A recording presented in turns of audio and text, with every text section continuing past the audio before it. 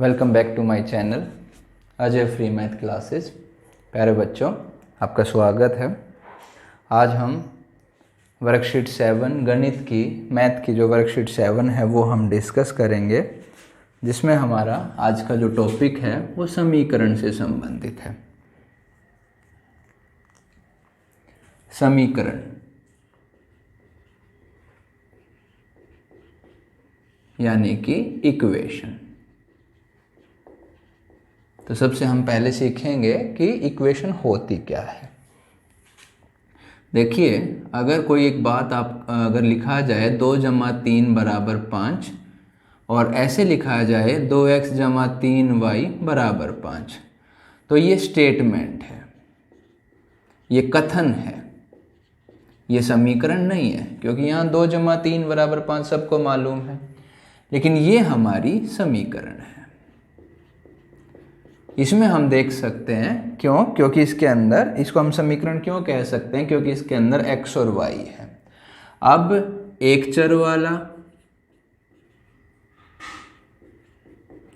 चर वाली समीकरण, तो जिसमें सिर्फ x हो y हो, अकेला हो, दोनों में से, तो जिसको हम ऐसे लिख सकते हैं 5x + 3 = 0। तो इसमें सिर्फ x है। लेकिन दो चर वाली समीकरण,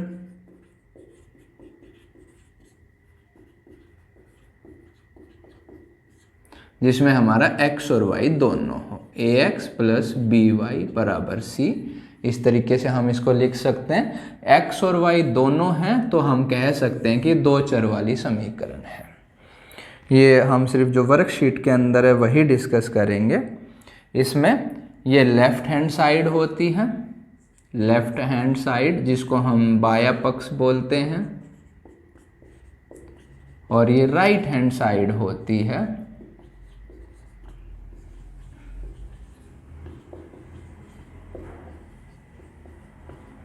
जिसको हम दाया पक्ष बोलते हैं।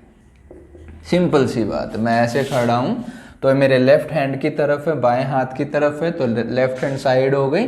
ये बराबर से इधर राइट हैंड की तरफ है तो राइट हैंड साइड हो गई। इसमें कोई बड़ी बात नहीं है।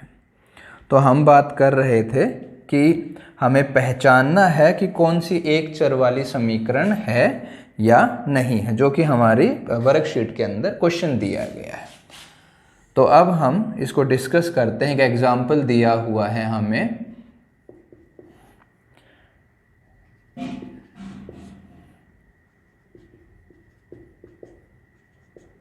पूछा है कि क्या ये एक चर वाली समीकरण है।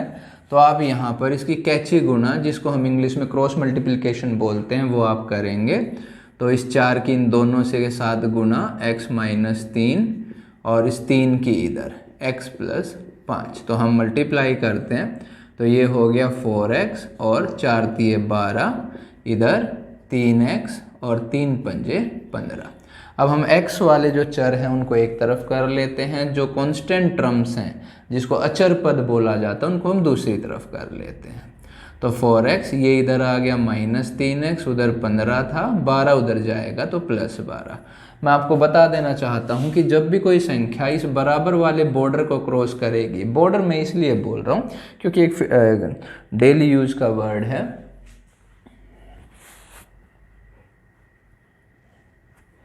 अब अगर वो बॉर्डर को क्रॉस करेगी तो उसके चिन्ह बदल जाएंगे। जैसे 3x है, आप इसको इधर लाए हैं तो वो प्लस का था तो माइनस का हो गया।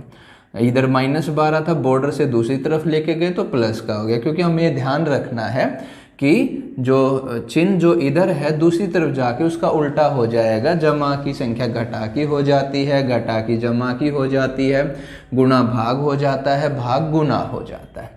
अब इनको हम सोल्व करेंगे। ये लाइक टर्म है, एक जैसी टर्म है। तो 4 में से 3 जाता है 1x, और ये 15 और 12 जोड़ेंगे तो 27, ये x का मान आ गया। तो हम इसको इधर ला सकते हैं, -27 = 0। तो हम कह सकते हैं कि हाँ, ये एक चर वाली समीकरण है।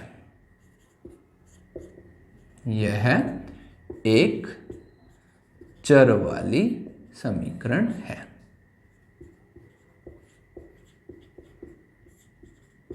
क्योंकि इसके अंदर सिर्फ x है। अगर x नहीं होता तो ये समीकरण नहीं होती।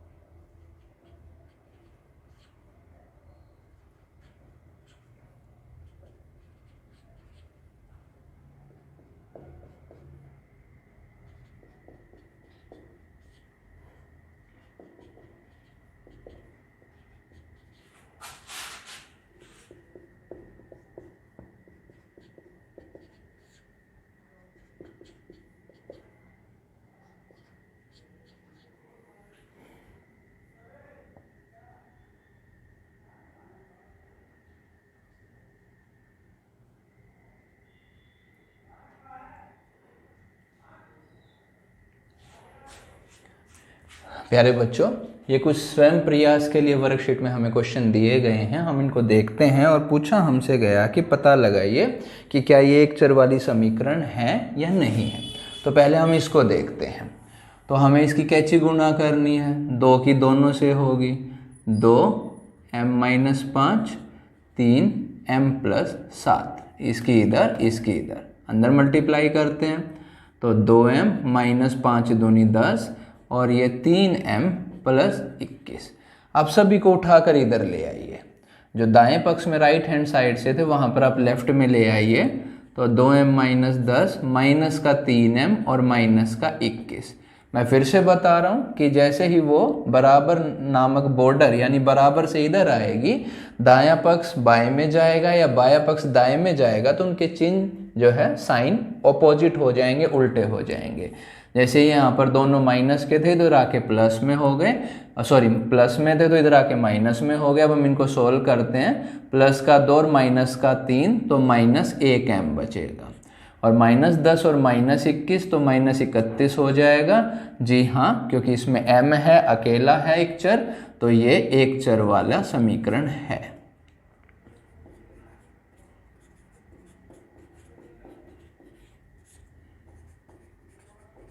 This is the equation of एक चर या वन वेरिएबल।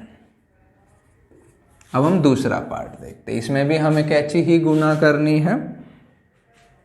हम चाहें तो इसको काट सकते हैं, बट मैं नहीं कर रहा। तो इसकी 2 से इधर गुणा, 2y-5 और 4 की इधर y+8। तो हम अंदर मल्टीप्लाई करते हैं। 2 दूनी 4y, 2 पंजे 10, घटा का 4 के अंदर करते हैं 4y और 4 अठे 32। अब आप दाएं पक्ष को बाएं पक्ष की तरफ ले आइए, राइट हैंड साइड, तो हमारे चिन्ह चेंज हो जाएंगे। तो माइनस का 4 और y माइनस का 32, और बराबर में वहाँ कुछ नहीं रहेगा तो 0, क्योंकि वहाँ की सारी संख्या उठ के इधर आ गई तो उधर सिर्फ 0 बचेगा। अब ये देखिए, ये प्लस का ये माइनस का सेम था, +4y -4y कट गया, तो y वाली तो बची ही नहीं।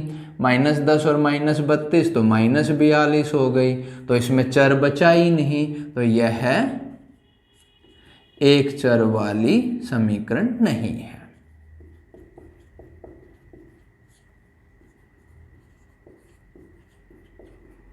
समीकरण नहीं है। क्यों? क्योंकि इसके अंदर चर नहीं बचा।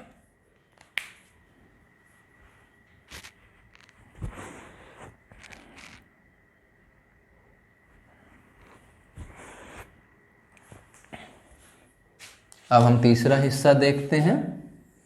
फिर से हम क्रॉस मल्टीप्लाई करेंगे। तो 3 की इधर p+5 और p है इधर p-7।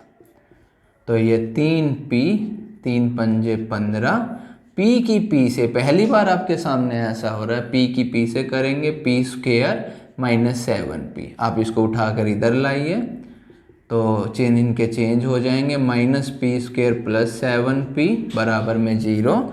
अब ये तो सोल्व होगा नहीं क्योंकि ये p² है, तो -p² और ये दोनों सोल्व होंगे लाइक टर्म। तो 3 और 7 10p और +15।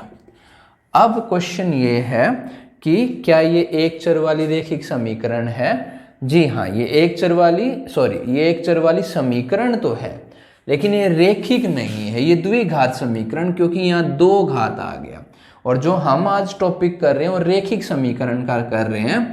तो यह एक चर वाली रेखिक समीकरण, इसको आप ध्यान दीजिए, रेखिक समीकरण नहीं है। हमें रेखिक वर्ड पे जोर देना। रेखिक होता है जिसकी जो डिग्री है, पावर है समीकरण की, वो 1 हो। इसके अंदर हम देखते हैं हम रेखिक समीकरण।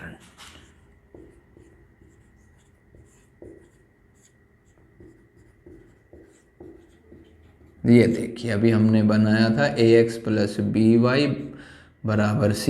ये रेखिक समीकरण है 2 चर वाली, रेखिक समीकरण 2 चर वाली। अब दो चर वाली तो हम डिस्कस कर चुके हैं क्योंकि इसमें x भी है और y भी है। लेकिन आप ध्यान दीजिए कि यहाँ पर इनकी जो पावर है वो एक एक है, तो इसलिए इनको रेखिक कहा गया है। लेकिन अगर आपके पास ऐसे लिख दिया जाए ax² by² equal to c, तो यहाँ दो पावर आ गई, तो ये द्विघात बन जाएगी, द्विघात समीकरण, जो कि आने वाले चैप्टर्स में हम पढ़ेंगे। द्विघात, क्योंकि द्वि मीन्स दो, घात मीन्स पावर, तो इसकी घात 2 है, इसलिए इसको द्विघात समीकरण बोलते हैं। क्या बोलते हैं? द्विघात समीकरण। और यहाँ पर इनकी घात 1 है, पावर 1 है, इसलिए इनको रेखिक समीकरण बोलते हैं। तो रेखिक समीकरण जिनकी पावर घात 1 हो।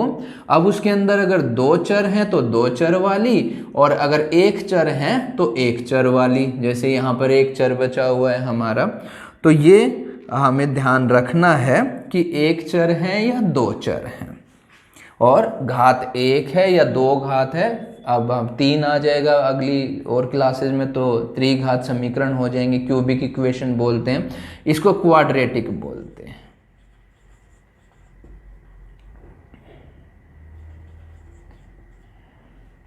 क्वाड्रेटिक इक्वेशन यानी कि द्विघात समीकरण जिसकी घात 2 हो। तो प्यारे बच्चों, एक 4th पार्ट मैंने आप लोगों के लिए छोड़ा है, जो कि आपको करना है क्रॉस मल्टीप्लाई ही, और ये हमारा वर्कशीट 7 का सॉल्यूशन है, जो आपको इस तरीके से करना है। आने वाले टाइम पर आपको दूसरी वर्कशीट के सॉल्यूशन मिल जाएंगे। तो आप ध्यान जुड़े रहें हमारे चैनल से, लाइक करें, सब्सक्राइब करें, अपने दोस्तों से कहें कि वो इसको सब्सक्राइब करें और सीखें। धन्यवाद।